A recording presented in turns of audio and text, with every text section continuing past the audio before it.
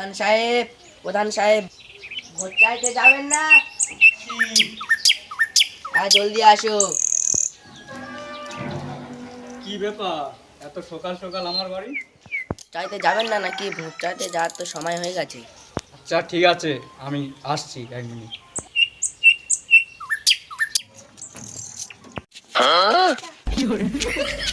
প্রধান সাহেব, তুমি কোন জুতা পরছো? ও ঘুম করে বুঝতে পারি। এই প্রধান সাহেব আসতে খাটাটা খাটা, প্রধান সাহেবের একটা সম্মান বলে বুঝতে পারিনি। এর কাছ থেকে কিছু শেখ, জীবনে উন্নতি করতে পারবি। চল। প্রধান সাহেব মাথাটা একটু নিচে করে হ্যাঁ, ও একটু ঘেঁচু পেনা। তাহলে তুই ধর।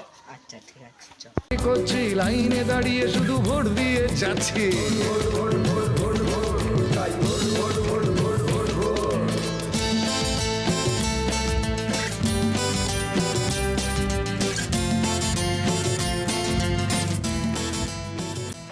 ভ্যানে আলো নাই কেন? ওই কালকের একটা আলোর ব্যবস্থা করে দিবি, ঠিক আছে? ঠিক আছে প্রধান সাহেব। তারা এবার ভোটে দেয়নি, ভোটটা আমাকে দিয়েন। পায়ে পায়ে ফিরছি। ও, আমরা তো দেবো, ভোট দিয়ে যাচ্ছি।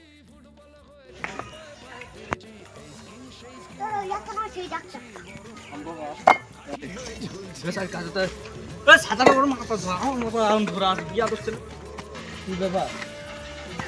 বলছি দাদা, ইটা আমি বুঝতে দিচ্ছি।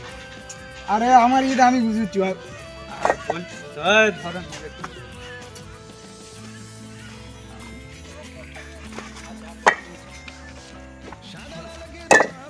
আমার মূল উদ্দেশ্যটা কি বলো, এত কাজ করছো? মেন উদ্দেশ্য হলো এবারে ভোটে আমি দাঁড়িয়েছি, ভোটটা আমাকে দেবেন। ঢেকে গেল বাড়িতে কেউ আছেন? বাড়ির অবস্থা ভোট বুঝে ঘুরে ফেরে সাগরে পাহাড়ে। আমি এখানে বাথরুমে। চল চল, বাথরুমে আছে।